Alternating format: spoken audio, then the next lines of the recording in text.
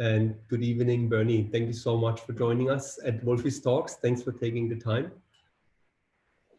Thank you for having me. Let's see what we're gonna talk about. Very good. I was very excited when you agreed to come on the show, because you were always somebody I was following. We came 2002, we came to Dubai, and I thought always you were a very elegant rider on the bike. I think the style you were riding, I think the way you were handling the peloton in a way was always very impressive. And I think you had, as I said, just a good style, how you were riding the bike. You were a professional for 19 years. You had 4 Giro Italias, you had 12 Tour de France. You rode in total about 60,000 kilometers only in these 2 events combined. You did 17 times Paris-Roubaix. I calculated as well, it's about 4,420 kilometers, which I think is just unbelievable. You won against Belvegen 2010. So I think just an unbelievable career. Yeah, not many wins, but I had nice ones. And I think also Tour de Suisse, I always calculate in there to the Swiss stages, and managed to have the golden jersey back in the day. The only problem was the next day was the time trial, and some Jan Ulrich just showed me how it's done. But I could wear the golden jersey in Tour de Suisse too, and it was good. But you mentioned it. I mean, I did also some calculations with the Tour de France and with Paris-Roubaix. I pretty much spent 1 year in France of my life. So, and some holidays too, but that's just Tour and Roubaix. But that's when I retired, I was like, time flies, and it's like if you imagine you spend a year there in 19 years of your career. We put a few pictures together just to give people a bit of a feeling what it looks like, what you see on your regular day in the office. We're just going to show it's a minute clip, and I hope it works. And I get Will to take the screen now.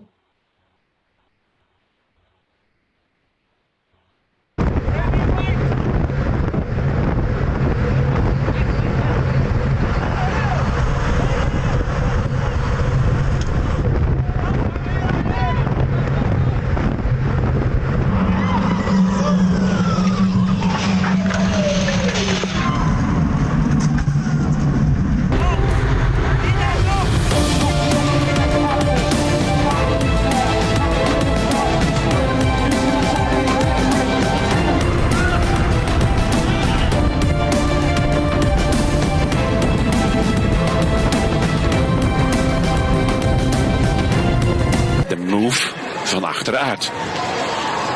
400 meter nog. Van Marken nog altijd mee. En daar gaat Hinkepie. Hinkepie van heel ver. Even zitten en bijschakelen. Gilbert die komt nu mee met Eisel. Eisel die er wel van ver uitkomt. Van Marken die ook nog altijd gaat meesprinten. Van Marken die Jan Dori Eisel nog wil gaan bedreigen. Maar het is wel Eisel die sterk is. Eisel die hier gaat winnen. Eisel als Oostenrijker wint geen Belgium. Het is Van Marken die tweede is. En Gilbert die derde is. Wat heeft hij van Marken? Een fantastische wedstrijd gereden. Maar Eisel wint wel geen tweede. Thanks for that. Good memory. It's always nice to see when we play these clips or speak about the career, how the faces change of the people and they really get excited. And I think it's unbelievable, yeah, what you have done. Yeah, I mean, especially with the onboard footage and everything, you know, you try to figure out which stage it was, and then it's like I remember that stage we didn't do really well, but it's like the funny thing of cyclists always remember those days like it happened yesterday, even if it's many years ago, because I remember that day with Max Walscheid, and he was bouncing into me and I was bouncing into him, hands on the handlebars, so all fair and square. But it was just like I tried to move him, but he's like 2 meters tall or something and weighs a little bit more than me, and there was no way to move him out of the way. But we had good fun there, just not the result we hoped for. But you're very, very good friends with Mark Cavendish as well, yeah? And obviously you did a lot for his career. And I found a few words, and I thought it was nice to maybe read this out, because I thought it was just a nice thing from him to say. And he said, I think Bernie Eisel had made a massive difference as well, having Bernie back. Just everything before the sprint, the whole day, even in the bedroom. He just keeps me on the level. He keeps my energy down. That definitely helps. We are best friends. We really are. He's my best friend. There's never any jealousy. We argue like a husband and a wife, but 5 minutes later, we have just moved on. We don't even have to apologize. It's one of those old pros. He knows how to move around the peloton. He knows where to be, when and where, and so I don't have to say it. It's not like to follow him because I don't know. I can trust where he's going. That's nice. I can be relaxed. It gives me so much more energy at the end of this for the sprinting. I thought it was very, very nice for him, I think, and it really describes what we see as well when we're watching the races, how you just go through the peloton, you find your way, and you bring Mark to the finish line. Yeah, it definitely was the golden days of HTC and everything. You know, we just decided where we want to sit, and then later on or something, we had also mix in a little bit, and then you had to know what's coming. And you know, my job was to read the race and have like a pretty much Garmin and maps existed already, but not the way we know it now. And even radio communication wasn't the best, and still not. it's still pretty bad. And so it's just a thing, because when people think radios and team cars decide races, it's definitely not, because most of the time you have no idea what the team car says or what you try to tell him, because it's such a bad connection. But it's just a sidestep. But the thing was like, for me, was like to know to be out of trouble, and having him and Mark Renshaw safe on the wheel, and not spending energy. And that what you had to know when the turn is coming, and not by 50 meters, but you had to know, okay, there's something trickier coming, a smaller road or something, or open area. So that was the good old days when you really could make a difference, when you knew a little bit about the area, and yeah, you did your homework and read the road book well. Very good. You know, and you're speaking about your role as a road captain, and I think it was very nicely shown in this movie Chasing Legends with HTC. And it's, I have to say, it's, I mentioned so many times, it's one of my all-time favorite movies, and it really shows the whole situation in the peloton quite nice. And you said something about your role, and you said, I have not to care about anybody else. I have just to care about what happens on the road. You're going to sacrifice a lot of people, and they're supposed to be friends or work colleagues. And you're going to have to give them something to do that's not going to please them and ruin their day, basically. That's what apparently you said about your role as a road captain. It definitely is. I mean, you do it on purpose. That's the thing. You go out there, and you do things. Just 1 second, oh, somebody's coming in. So that's also when you work from home, people come in. I just put a second. That's good. Sorry for that, but No, that's homework. I'm getting used to it. And no, it's, you not go out there to ruin their day, but if you come into the final or something, or the approach of a smaller road, and the only thing you have in your mind is to keep your guys, to bring them in there first or at the front. And let's put it this way, if you can make it harder for the other teams, you will do it in a fair way. But you definitely, and sometimes you're going to be in the way on purpose, or you sometimes we see it on the side of the road, you close one side so that only your team has space, so you can only get past on the other side from a team. And then you always see somebody sneaking through on the gravel or through the grass already, and it's dangerous. But I always made sure, okay, one guy is fine, but his team will never follow because it's too dangerous. So then you already had the advantage, because you weakened them. They weakened themselves because you let one guy through or two, but the leader had to stay back there. So he lost two helpers because they were in the mix somewhere. And a few Ks later, they had to move back anyway, or we didn't let them out anymore. So it's always like a lot of tactics in there. And how you can make the life a little bit harder and easier for yourself. But how do you gain the trust that obviously you make the call, you said, listen, we're going now. And I was, again, in this movie, it was extremely well presented. And you said, listen, everyone to the front, and then you just smashed everyone to pieces. And you make that call. How do you build the trust with your team? So when you say, go guys, that everyone follows your lead as a road captain? I think it's a natural thing for somebody, but at the same time you grow into that situation. I mean, we have seen it with also with team leaders. He's a big surprise in his first Grand Tour or something, but he's not a leader yet. He's following wheels and he's super strong. But then the year after, he's like, he gets a team built around him, and he knows, okay, I also have to step up. I have to tell them what they have to do. They have to understand me. I have to start understanding them. So I think it's always takes sometimes years to really build such a team together. But most of the time you get 3 weeks to really get everybody on board to do what's to do. And so when it comes back, you know, I'm loud, I'm vocal. So, and sometimes people were like, okay, I better do it now, otherwise he's getting even louder.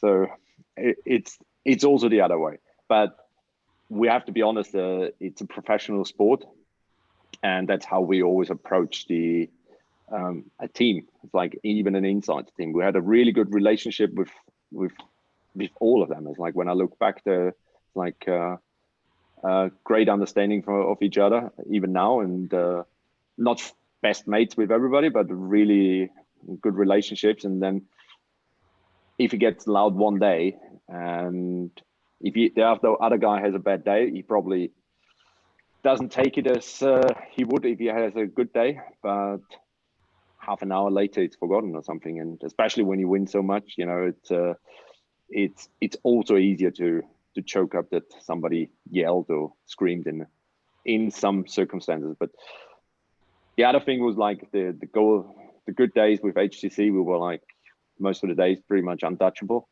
So we could decide what we do, and but also thanks to the guys we had. I mean, like when you have like Michael Rogers, George Hincapie, I mean, we also had Peter Felix, who was like second in the world, a climber, and he was in our lead out and did a brilliant job. Tony Martin, who was also in your video chat before. I mean, it's just Beat Grapsch, you know, world champion time trial. So if you just put them at the front, it's easy. I was once in a team car following the Dubai tour, and I think it was just one of the first stages, and I saw some of the younger riders went to the front, and it just made it all crazy, and it was all racing all over the street. And then you rode up to them, and you had some nice words with them, which I can't repeat because otherwise we can't show it everywhere. And then everything calmed back, and then you just managed it quickly, and then I think they all organized it back. So it was quite interesting how you had the presence again in the team to show everyone in the peloton that this is not the right time to go crazy at the beginning of a race. Yeah, we tried. I mean, it's also tactics, you know. It's sometimes we decided who we'd let in to go in the breakaway, because you make your life so much easier already in the stage to bring them back. You know, we knew when Thomas Vöckler wants to go on a break, he's going in a break. We just had to make sure that the guys he's going with are not the strongest, because otherwise you better don't chase anymore. And so you always had to decide. But I also have to be, I think from my side, I have to say I was always try to stay fair to them and giving them a point why it's useless to go in a break today or something, or why you're chasing your own teammates, stuff like that. But I also remember the days with Mario Cipollini.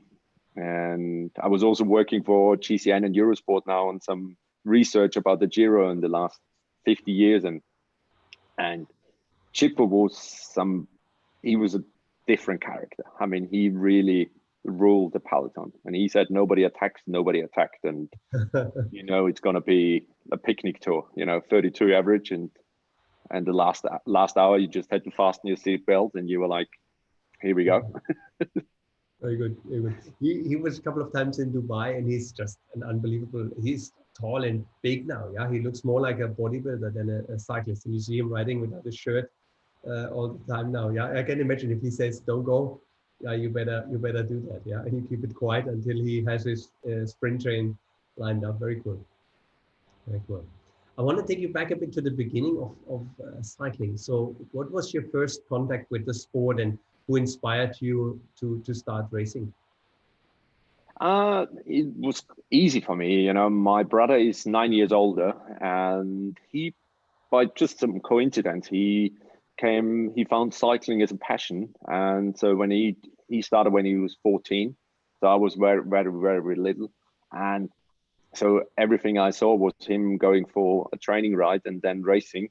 So for me, was, I think with 6, I did my first BMX race. But there was not even BMX tracks back there, I think. Not definitely not where I lived. So it was more like a parkour thing.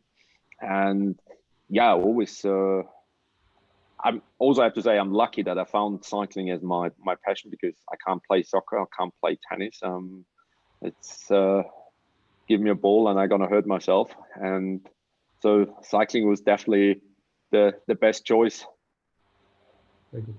Who was in your head when you were racing, maybe against your brother? You had any rider you were inspired? Any Mario Cipollini, or who was the guy in your head when you were growing up? It was definitely Miguel Indurain. So quick make. So Indurain was definitely, I mean, the style and everything, and how he dominated the racing back in the day, and with his size. And for me, it was, I think, I was also one of the first jerseys I bought was the Banesta jersey, and with my own first money, I think, with some prize money, I just bought a big winter jacket, a Banesta winter jacket. Still have it. And so he definitely inspired me as like a role model. Never got close to his watts probably he produced. Yes. He was just a great character in cycling. Was there a bicycle you wanted to have as a little boy and you couldn't afford? Was there some dream bike? Not really. I mean, I was always looking for different bikes, but I remember I think my passion, my dream was definitely with Pinarello. When I got my first sponsored bike, completely sponsored bike, I received the bike. So I started racing on the old bike of my brother that was 10 years or something old. Still won bike races on it, but later is like Pinarello is definitely something I remember from the beginning there, because when I was I was not even 17, I was 16 when I started racing in Italy in an Italian junior team, and they gave me not just the equipment, the whole bike and everything, and still see it in front of me, bright yellow with golden rims. So it was cool. So this is definitely what I remember. And from then, yeah, never had to worry about a bike again. Very good, very good. And when you come home from these long stages and you come home to Austria, when you come to see your mom and your family, what is the dish you want to have prepared from your mom? It's a good question. Definitely a good Wiener Schnitzel. You can't go wrong. Wiener Schnitzel. Nothing beats a good Wiener Schnitzel. That's good. Do you feel that you have a lot of talent, which made you so successful, or is it rather that you had to work harder maybe than others to get the results? I was definitely talented to some point, and that helped me a lot. But also I think for the real breakthrough, it also stopped me, because it came everything a little bit too easy. When you're too talented and you don't have to work so hard for, things come easy and you forget how much work it's actually behind. And this is also when I have the big guys, like the really, really strong ones who keep repeating their success year by year, they are for me the real deal, because you can always have a good season and you come up with a great result, and then the money starts flowing and he's going to be the next one who's going to be in the podium in a tour. But to repeat that the year after, then you see the real character. And for me, the guys like Chris Froome and these guys to repeat that and doing all the media stuff, sponsor stuff, and still being the best bike rider out there. That's what sets them apart from the rest, from people like me. Yes. But I also have to say that, because I said talent and training, I always trained and had my good results. But the days with working with Tim Carrison at Sky, I always thought I trained hard, but then they really showed me what it means to train and how much your body actually can suffer in training, what makes you better in racing. That I had to learn when I was way above 30. Okay, it's interesting. I just wanted to ask, the next question is, what has changed? Obviously, you have seen 19 years in your pro career. What has changed from the beginnings to now? What do you think is really the biggest improvement? Is it training? Is it the material? How has the peloton changed? How is the peloton changed? The old guys would always say that it's crazy now because the youngsters don't listen. From being away from it a little bit by now, I already last year, I realized, okay, we were the same. You know, when you're young, dumb and hungry, you just do things you shouldn't do, and somebody yells at you. And back there was somebody who told you don't do it. Some in a nice way, some in a not so nice way. But you listened. And then we had a long, like a few years when you really tried to teach the young guys something. They were not listening. They were like, I got here, that's my spot. Fair play, but it was a difficult time. But it's a completely different, again, the last 5 years, it's a completely different generation again that joined the peloton. They are really focused, and I think that brings also the training and everything. Back in the day, you trained, you had talent, and you, with some luck, you turned pro. But nobody knew. There was prospect and hope he's going to turn into a great bike rider. But nowadays, you pretty much can say, with the testing and everything and the numbers he produces in training, you can say, yeah, he's going to be good, or yeah, he's not going to make it. And that's, I think, what will shorten the careers of most of the riders who join the pro peloton in the next 10 years, because in every sport you see it, they come and they are like a class athlete. They know everything, and he's transparent, and you pretty much can calculate how far he could go into the rankings. Bit of a sad thing, but at the same time, you know, there's always some with a good surprise in it. But training and everything definitely changed the sport. Material less, that was more the late, around 2010 when you could make a difference with the material. Nowadays it's similar. It's marginal, really marginal, like tiny pieces you can. Very cool, very cool. What changes when you put on a helmet? When you get ready for the race and you put on your helmet, is the person quite different from the regular Bernie Eisel when you're on the bike? Probably not. I think there's riders, they're completely different from home and on racing.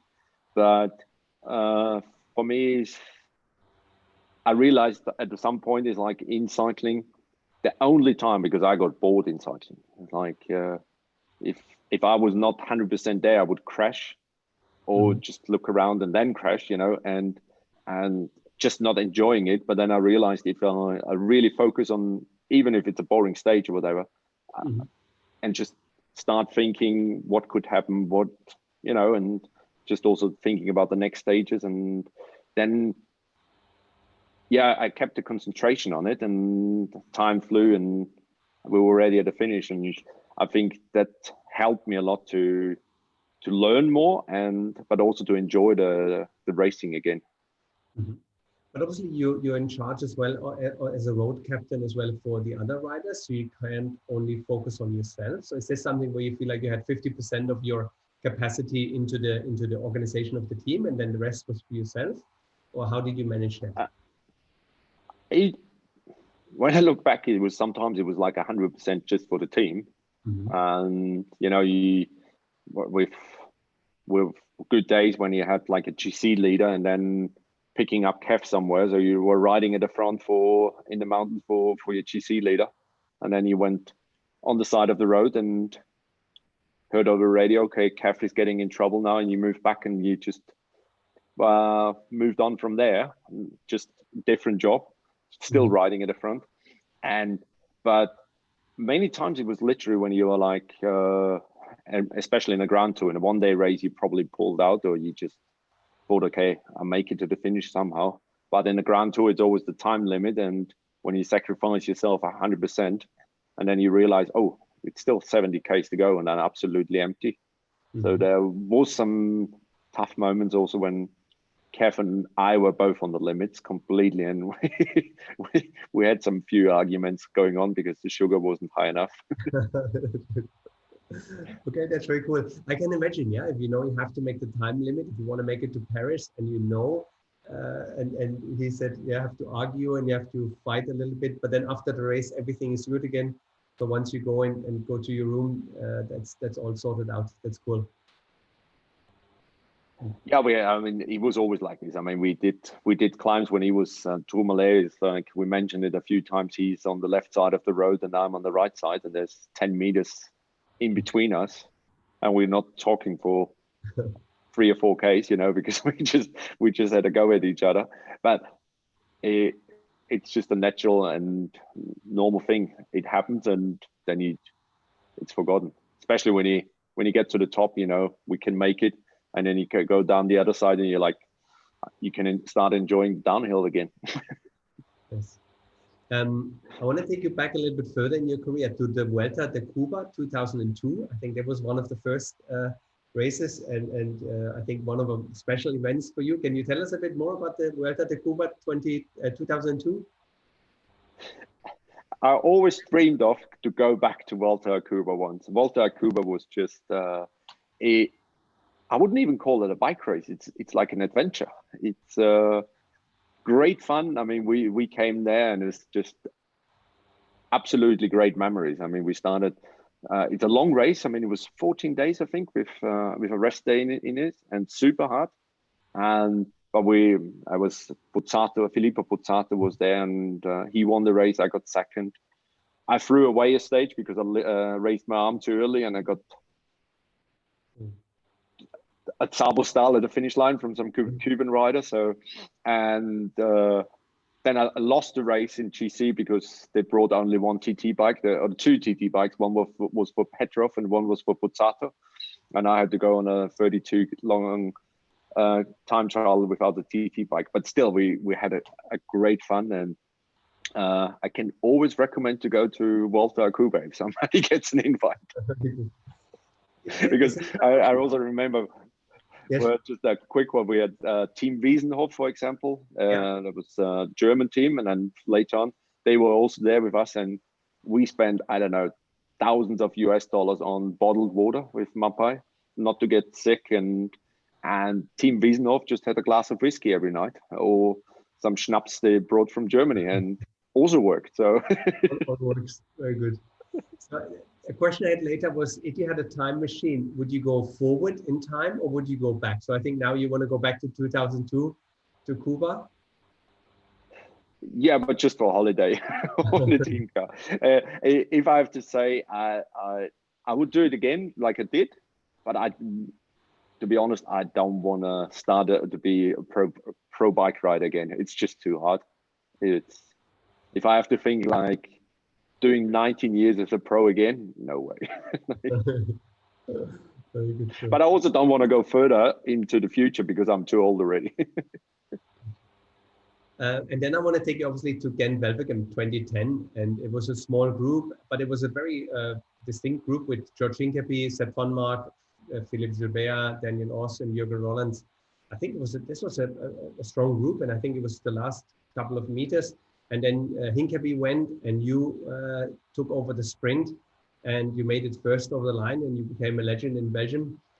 So can you take us back to that day? later I realized how strong I was on that day, because when I won it, I was a surprise for myself and for everybody. We went in with not having a real leader in the team, and we won the race twice before. So we just went in and let's see. Also, the classics campaign that year wasn't great, so we were like, okay, Ghent-Wevelgem is our race. Let's try the best, and everybody gets a free card. And then only watching the recap of Ghent-Wevelgem, because when the research we're doing before bigger races is you watch the episodes from the years before. Mm-hmm. So you get an understanding of the roads again and where you go, where it's important to be at the front. And when I always tumbled about the 2010 Ghent-Wevelgem, and I was like, I realized while watching how strong I was, because in the race I thought I'm just, kind of victim in this group. But I formed the first group. We were 13 riders, and then we always lost a few over the climbs. And it was also that moment, I think 12 Ks to go or something. We had still Oscar Freire in the group. So he would have pretty much won. I mean, he would have definitely outsprinted me. And I've seen they had a bit of a discussion back there to go into the line. And I just went half road and just accelerated, not even attacked or something. We just accelerated in a crosswind. And then George Hincapie took over, and he looked over the shoulder and he saw they have like 10 meters, only 10 meters. And, you're in Dubai, so you know what wind is. And sometimes from 2 meters, 3 meters, 10 meters, and off you go. And that was the same. And that was in the sprint, George Hincapie did kind of perfect lead out for me. He went away too early. And then when I went, I just remember now when I look up, then because I came with overspeed on these wheels, I had to go, and I was looked up and it was like 250 meters to go. I was like, oh, that's even too early for me. And I think I sprinted till 10 meters after the line, because I could not believe I won it. Wow, that's very cool. Fantastic. Tour de France, overall 14 times, just an unbelievable number. 12 times, sorry, yes, 12 times. And then in 2012, you were in the winning team with Bradley Wiggins. And how was this to be the road captain for this event and then coming out in the winning team? How was that for you? It was one of the greatest memories I have, especially when we rolling into the Champs-Élysées in yellow. Bradley wins, leading out Cav. Yes. And Cav wins in the World Championship jersey on the Champs-Élysées. So you couldn't script that normally, and we managed to do it.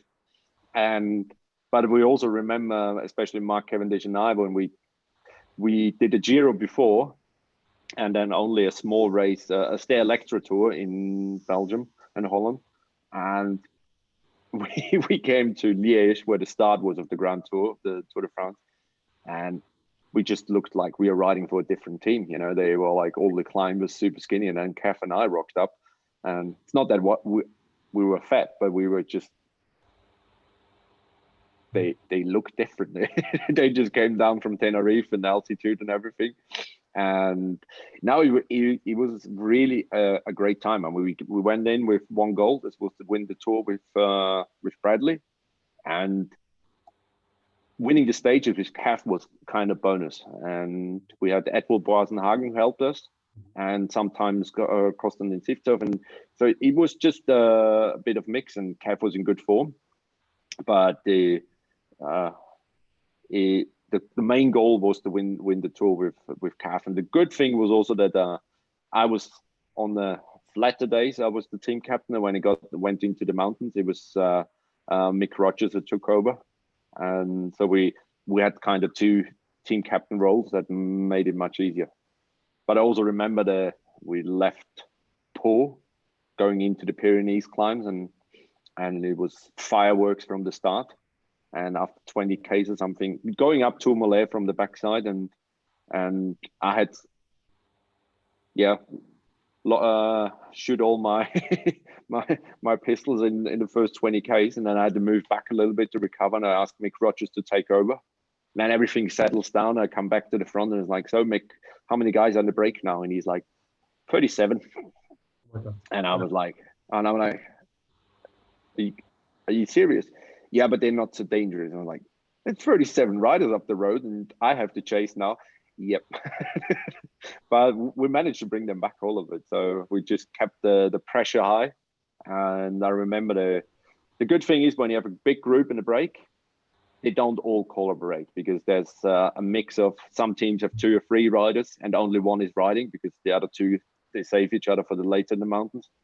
And I think I did not give them more than a minute 30 at the bottom of Tourmalet. And so this is also when the confusion then starts at the front, is like, they don't let us go. So some riders stop riding too. So you always can play that game too already from the beginning if you keep the pressure high. Don't give too many hopes. You always said as well that the Tour de France obviously is a very aggressive style of riding, and you always loved the Giro. And I think you were very sad to see the Giro stop this year and or being delayed this year. So what are your memories from the Giro?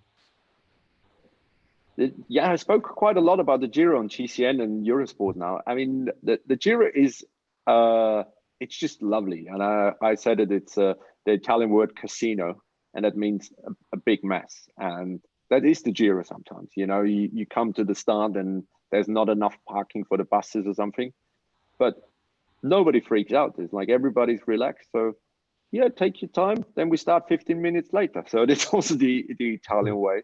And I also have to say that the Giro was always like more like a bit smaller, but still probably harder than the Tour de France from the stages. Mm-hmm. Tour, it's mostly the riders that make it so hard, but the parcours and the route is definitely harder in the Giro, especially with the third week. But the media is less, and they are also more relaxed. You know, they are not always digging for the extra story. They probably sit down, have a glass of wine, and eat a pizza, and there's less media around. So it's already there, way more relaxed. And the other thing was also the Italian tifosi. You know, the Italian cycling fan. He knows everything. You know, he will always stop you somewhere if he gets a chance. You know, it's like the guy behind the cafe, at the reception, wherever. You know, he's definitely riding a bike, and not even a girl or man. It's like they all ride their bikes and they know how much suffering it is. And there's always a chat, and it's always a great feeling to be in Italy. So. No, absolutely. I've been lucky enough to be a couple of times in the Giro Italia, just invited from Castelli and so on. So it is really an unbelievable atmosphere. So every cycling fan, once in your life, you need to make it down to Italy to watch that race. Yeah, fantastic. Because I also said on Eurosport, I also said you would always go to the Italian restaurant and not to the French bistro, not? Yes, true. You mentioned obviously we live in Dubai, and obviously Dubai is the city of dreams, and we can make a lot of things happen. So if we would say, Bernie, you be the team manager, director sportif, and you can pick your crew for the Tour de France 2020, 2021. Money, no objective. You can pick whoever like. We want to obviously win all the jerseys, so we need the best overall GC rider, the best sprinter, the best young rider, the best lead out man. So which are the 8 riders we have to buy to get them in the team? I think you just have to take over Dave Brailsford's job. I mean, Team Ineos is pretty much unbeatable at the Tour. Even with 3 leaders, Geraint Thomas, Chris Froome, and the white jersey with Egan Bernal. So if the other 2 make it up with 4, you could even have 1, 2, 3 in a podium. It's Pogacar is definitely up there, who could run for the white jersey or the youngsters jersey in a few years. Problem is Egan Bernal is still there, so and yeah, and sprinting wise, if they don't change the rules for the points jersey, it will be Peter Sagan for the green jersey quite some time. So there is not really somebody out there. My guess would be for a few stages would be Elia Viviani for the speed. Groenewegen. And so we definitely see a new kind of sprinters coming, and they will make it up. It's a good question, actually. We always played that game in Mapai when we turned pro. Is like after dinner conversations. Who should we sign for the next years, and who would be the guy to have it? We really enjoyed it, and we're mostly right to pick a good team. Very good. What do you think is the next big thing in racing? Do you see anything coming, changing? Do you think esports, e-cycling, Swift is something which we will see more? Definitely. I mean, e-cycling, but we have to separate it from the normal road cycling scene completely, because I think it's really special, and it's not 100% yet. It's really close, and the virtual world and everything works, but it will be a different star kind of riders. You know, that's it's only watt per kilogram, so you don't a few tactics, a little bit of team you can ride together, but it is never going to be like road cycling. But it definitely, for me, it has its place. I mean, we have seen riders back in the day that won time trials, but he couldn't ride in a bunch. I mean, he could become world champion there and could make his living in the pro peloton, and with the traveling and everything.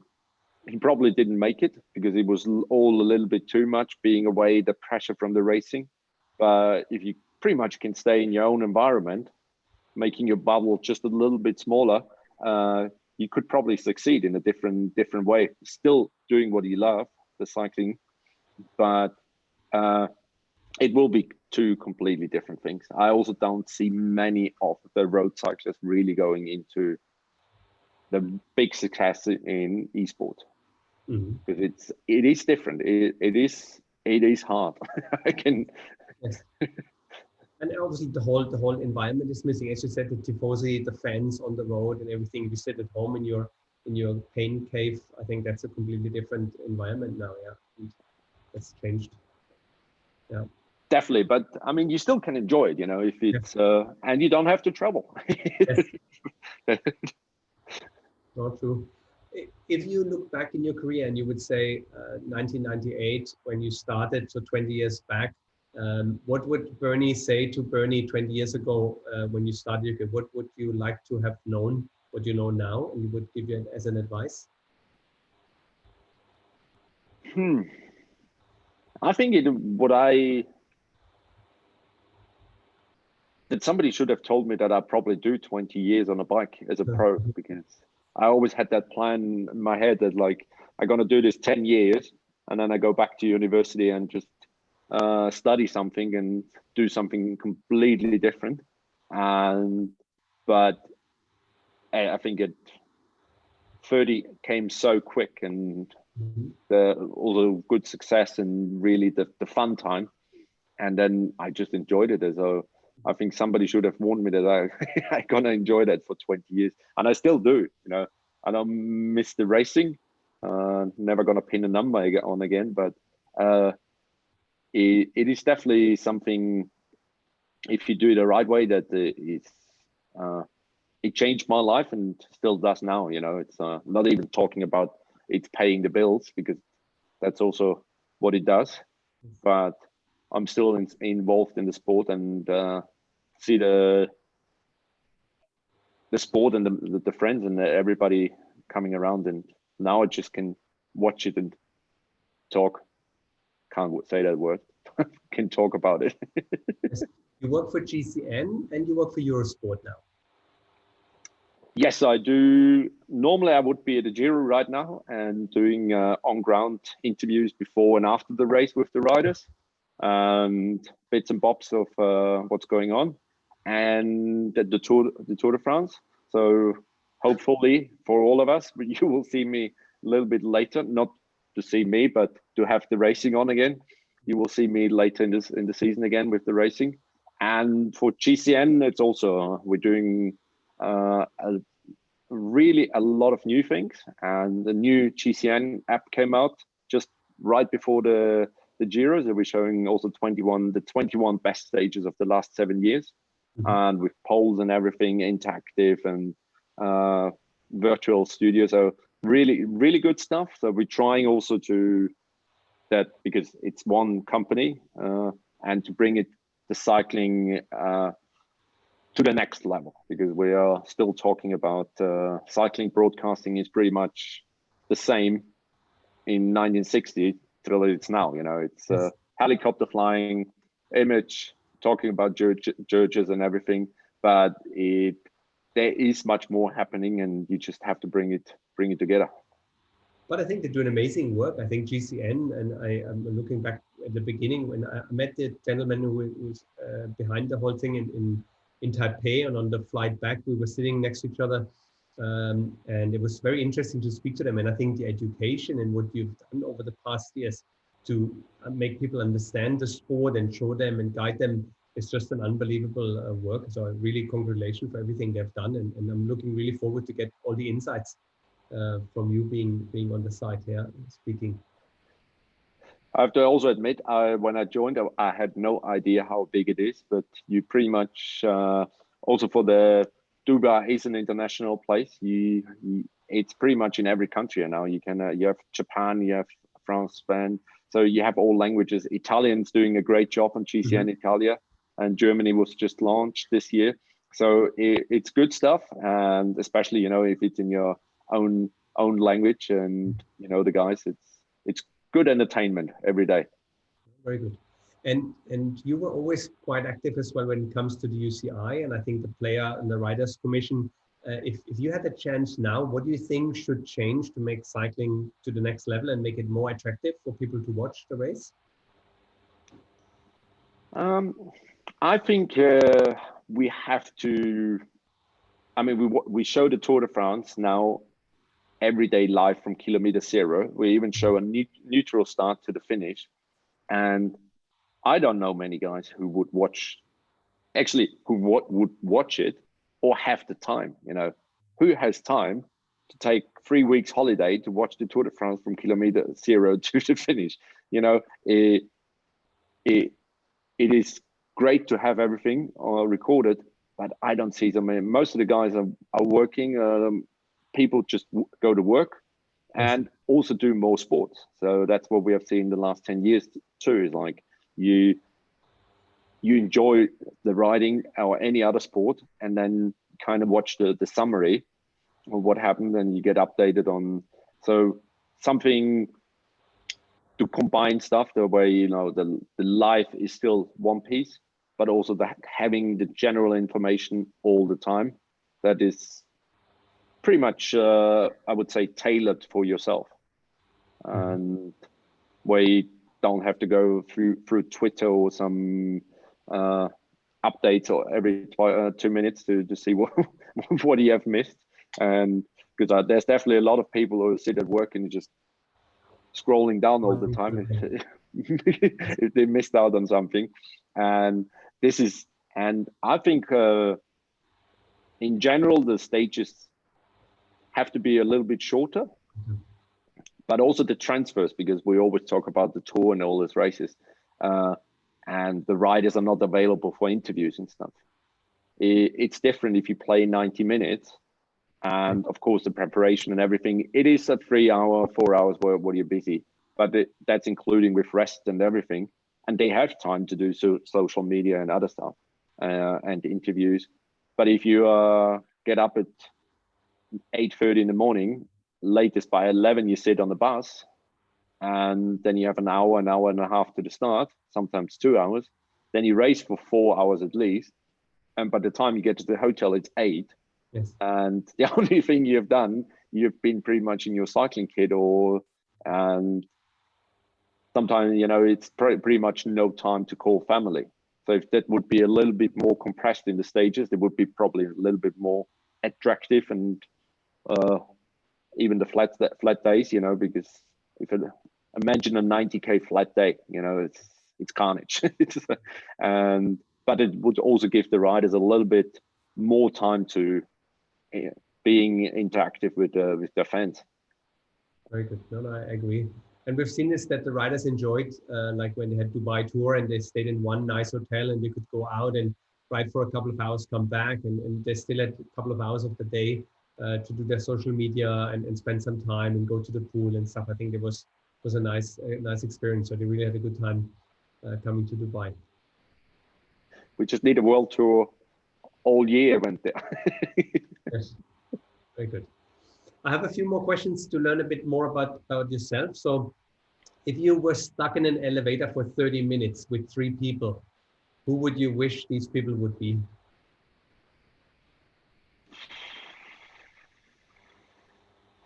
Anyone you would like to meet in your life? There's many, but I always keep forgetting the names. I always, you know, when you watch something, documentary or something, you think like, that's somebody smart, you know, you want to sit down and discuss it further, or just getting their understanding of things. But if you ask me now, definitely no, not somebody. And if you could change your one day of somebody else's life, if you could live their life for one day, is there someone you would like to be for one day? Not even that, probably some car drive or something. Swapping with Sebastian Loeb and just having the skills of Sebastian Loeb in the car or something. That as a rally driver, that would be something, you know, to do that without risking your life or literally knowing what you're doing. Very good. Are there any rules you learned from cycling which you've taken into your private life? So the organization skills and all these things, is this something you've taken over, and being such a good team player as well? Is this something you feel you practice now as well? I always believed in hard work. So hard work and brings the luck, you know. Some people would say the opposite, but I think for me it's in what you have earned fair and with hard work, I think that comes to you. And I think that's also what I always follow. It's like, you know, it's and also saying is like, if something sounds too good, you better run. Very good. Are you collecting something? Are you collecting your old bikes? Any trophies, anything outside cycling, which we don't know? Shame not. I mean, I have all my jerseys from all my leaders' jerseys and all the jerseys I rode over the years. So that's a good collection. And at the moment, I'm pretty much collecting all the paintings my kids are doing, and they are so from 10 months to 5 years, but that's drawers full of paintings, and you're not allowed to throw them away, because if you made a mistake that I sent them down with the paper to the paper pen once, and they found the paint some drawings in there, and they were like emptying the pin again just to bring it back up. So, and you know, they become really valuable when our daughter is now 22, and some of the letters and some of the paintings and some of the things, they become really valuable later on in life, even more. So yeah, just keep them. Get a place where you can store them. I think they're going to be some great memories you have. Yeah. Having the other 3 kids, do you have any strange habits? Anything you wish you wouldn't have, or anything your family says, okay, Bernie, stop this? Is there anything? Yeah, Kath and my wife said I have to stop snoring. So Kath is not listening. Can't hear it anymore. So. Any tips for snoring? No. What are you doing to stop it? Because my wife will obviously be very happy if she gets a good tip for that. They both hit me. So I remember the Kath when it got too loud, he hit me, and my wife does the same. So it's just it's like victim. Yes. No, but otherwise, definitely everybody has these bad habits, and it's just, I think it's a hard process to change yourself at a certain point. Always trying, but I think in certain circumstances you will always fall back and will do the same thing. Do you have anything on your bucket list you want to achieve?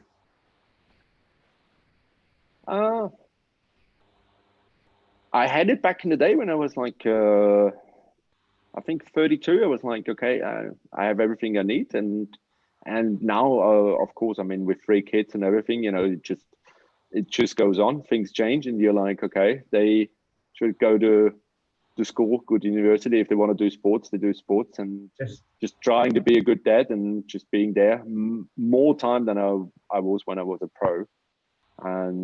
But at the same time, I know I will be traveling, and we're used to it. And that's also my bucket list. Traveling would be one part of it, and probably taking the kids out at some time from school and just going to a different place in the world and just discover that. Very good. Yeah, and you've seen the world, you know the good places, you know the good training grounds and the nice places to be. With cycling, you get around quite a bit. Very nice. Yeah. I have a few sentences, which if you like, I would like you to finish. The best day of my career was? I have to say, against Velvegem. Good. Yeah, that was a good win. Or probably, I would also put my first day in Mapai Quickstep in there, like going to the first training camp, and that is really turning pro. And I signed my contract there. So, and it's a great story because I got a call from the team owner, and he's like, so I have good and bad news for you. The good news is you get a contract. The bad news is that it was by 8 p.m. in the evening. And the bad news is you have to be in Milan or outside Milan tomorrow 9 a.m. So it's like, that's all manageable. And but when you enter the scene with likes like Bettini, Bartoli, and Bettini, like Freire, it's a different world. Yeah. I think that, looking at the teams you were riding, Mapai at the beginning, this is unbelievable. This was the team. That was the #1 team, and I think it was just unbelievable. I love the whole kit and everything. We made recently a Colnago, a couple of years back, we made a Colnago edition again with Mapai colors, which I thought was just something very, very special. Yeah, so that's a great team to start. Definitely a dream. Yeah, it was very good. The hardest day of my career was?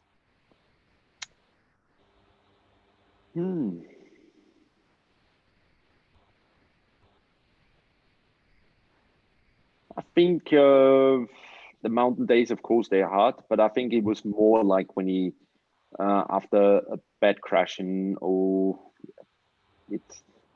never really had one of those days when I wanted to give up. Only when I was 17 or something and my fork snapped and I smashed my face, and repeated that 2 years ago. So second time, it's, already what's in front of you. But back in the day, definitely when I was 17 and you just wake up and broken nose and missing a few teeth and bit your tongue in pieces, it's kind of retired for 5 days.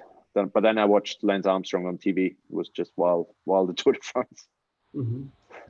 I read as well, and I heard that you had this accident where you had a hematoma in your head, and that was quite severe, and you had a lot of headaches and everything, and then they were kind of operating on your head, and I think it changed quite a lot again.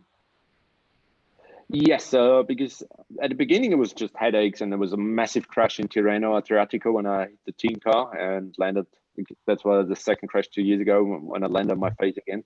But I came out with it with a few stitches, and I was like, that's cool, and was back on the bike. But then I got massive headaches, and even when I was diagnosed, it's called a Superior Hematoma. So it's just a small bleeding. Every heartbeat, there's more blood coming into and moves your brain. And I just realized later when I spoke to people who had the same symptoms, and they asked me how I'm doing, and also asked advice because they knew I was back on the bike quite quick. And I have to admit, I was super lucky because even the doctors, they were like, they could not believe that I was still walking around. I mean, we had team doctors. He's like, with that movement of his brain to one side, he must be walking in a circle because he can't go straight. So it's like, and it was also when there's like, are you missing words or something? But I was just saying to my wife, probably we should speak a little bit more at home again, because then I would probably have realized before. Yes. We had a similar situation with my father-in-law, and he had hit his head and over some days, and he lost speech. And it was obviously a big surprise and nobody really knew. And then they go to the hospital and they found this and they released it. And within minutes, it was back. And it was just like a miracle, really. And I can, when I was reading about it, I could really relate to this because if somebody would have told me and I wouldn't have seen it, I wouldn't have believed that. But that was just an unbelievable recovery, how our brain then, when there's enough room again to expand and how it worked again. So yeah, you're right. You're really, really lucky with that. Yeah, no, I was lucky. I mean, I still feel some days and definitely also wouldn't say stop my career, but it was also a risk behind it, and teams were also like a bit more cautious and how I would come back and stuff and how the future would look like. So, but for the riding I'm doing right now, once a month, it's good enough. Okay. So is it really so much less now, once a month? So how is the riding? How is it going for you now? To be honest, since I retired, I've rode my bike once outside for 60 kilometers in Belgium and twice on Swift. So I miss it, but there's just work and just enjoying the time with the family and something. And I'm a lot with the mountain bike with the boy or the kids in the forest, but that's a different speed. So it's definitely not the racing or the training ride. And you feel it's hard now getting back on the bike and obviously trying to keep up with the boys you were trashing before and now they pay back, or how is this going? I think when I have to do my first real ride again, I mean, we also have here a junior or like a youth team. And I think with the kids with 13, 14, I wouldn't race with them uphill anymore because I think I can't match them at the moment. But the good thing is, like, normally the form comes back quickly, but I'm not even planning on that. It's just, for me, it's all enjoyable. Very good. Fantastic. But I also always said it's like everything above 2 hours is work. So keep it below. No, that's true. That's true. If you ever come to Dubai, you should join us on our ride. That's a nice flat ride and it's quite social as well. Very good. I have a few quick questions as well for you. If you have socks, are they long or short? Long. Long. Long and black if it matches with the bike in the kit. The best roommate you had?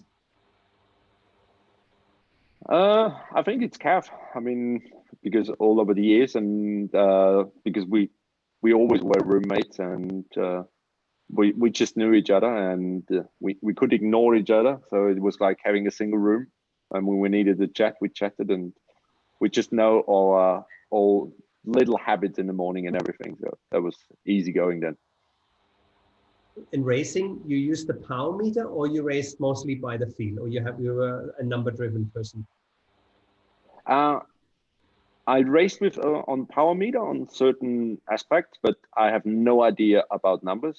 If somebody asked me about, because everybody talks about FTP and something, I can calculate watts per kilogram and then I get an understanding how much you have to ride to be up there with Chris Froome and other people, and how much you have to produce to win a sprint. But the rest, I have no idea about numbers. But with riding with Cav in the mountains, you always had to use like a power meter, because then I knew with that kind of watts, we are safe in time, and I would not kill him for the next days in the mountains or in a sprint.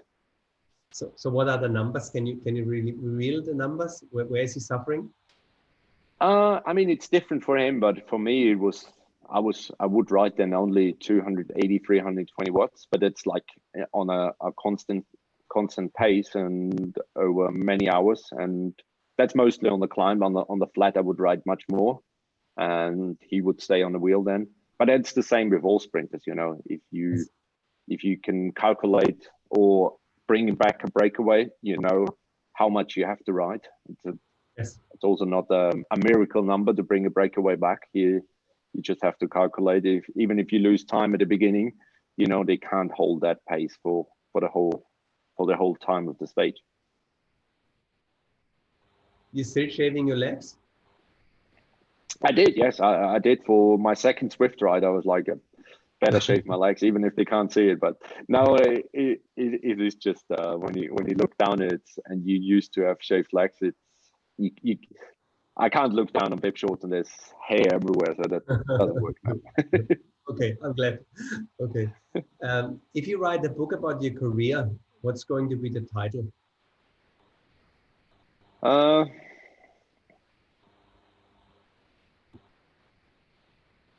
How can you do it with the least effort? Very good.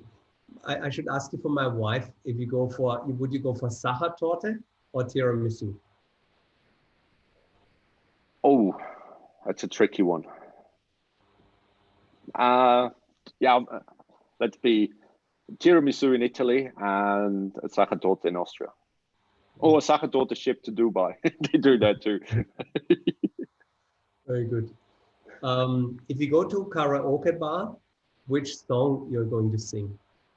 I can't sing. I would never sing. Like, there's not enough alcohol out there to hear me sing. Very good. Fantastic.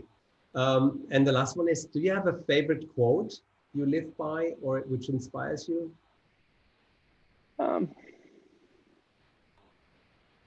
No. I think I read a good one. It was not a quote, it was in a book. It says that our kids are the windows to the world because they show us the world in a different way. And I think that struck me because they have a different view on things. And we are always just having that, what we have seen over the past, and we're just trying to repeat that. And they just see different. They see different stuff. Mm-hmm. Mm-hmm. No, this is true. Yeah, and I think it's good. Obviously, you have three options to see the world now with your three kids, and I think it's good. And I think being aware about it to recognize it, that they see it different and take this in and be open for that view. I think it's interesting, and I have to agree. We have a 20-year-old daughter, and she really helps us to see the world different. And even in the company where we're working, obviously there's three generations. Me almost being 50, then people 40, 30, 20.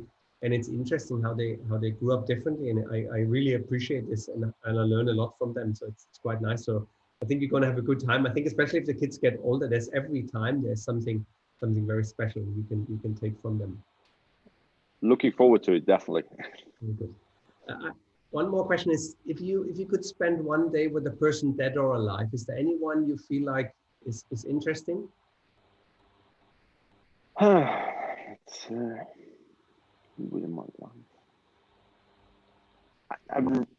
I've read quite a lot back in the day. It's like less now with the kids. There's not much time. But when I read like Thomas Mann or something, like and really intellectual, and it's like these guys, and he wrote this book on himself. And now when you have like a famous writer now, he has probably like 30 guys doing all the research for him and working behind the scenes to bring out a book every year. And when you see that these guys wrote this book over all those years and the knowledge they had and how they look at the world, I think it would be one of like somebody like Thomas Mann, and just being shown how little you actually know. Mm-hmm. See, honestly, I have the same. When I'm getting older, I feel I'm learning more and more, and I'm seeing how little I know, and I'm always fascinated about everything. That's what my family says. Oh, you think everything is amazing, and you learn. And I think this is one of the benefits of getting a little older, that you appreciate this even more. And this is as well why I enjoy these talks so much, because I think everyone has a great story. And I thank you so much for sharing your story with us. And it was really good to make the research. And Google was actually very helpful to see. Obviously, I followed you through your career, seeing all the rides, and it was really inspiring for my personal development as a cyclist and at the cycling store in Dubai. So I think sometimes it's maybe you don't realize how much of influence all the pro peloton has on all the cyclists in the world. So I think you did really an amazing job, and I really want to acknowledge you for that, what you did in your career. Thank you. Really, thanks for the kind words, and hopefully see you at some point in Dubai. And also stay safe, everyone, and all the viewers and listeners. Like, look after yourself. Most important at the moment, I think. And enjoy riding your bike. Yes, thank you so much, Bernie. And I hope you come to Dubai for the next tour, maybe as a commentator for the event. And yeah, let's go out for a drink or dinner. That would be nice. And also Expo is coming, you know? Expo Yes. 2021, no? They delayed the Expo, yes, but it will Oh, come, okay. sure. Yeah, it's quite impressive. It's really, really impressive what Dubai has put up there, and I think it's going to be an amazing show. Yeah, and it would be maybe nice to come with your kids, and hopefully travel will be easier then. Fantastic.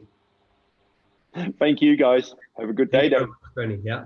Next week we have our next guest in the show is world champion Ironman Sebastian Kienle. That's on Wednesday. So if you're keen to join to watch us, and to everyone listening, we're looking forward to see you there. Thank you, Bernie. Have a good evening. Thanks for your time. All right. Bye.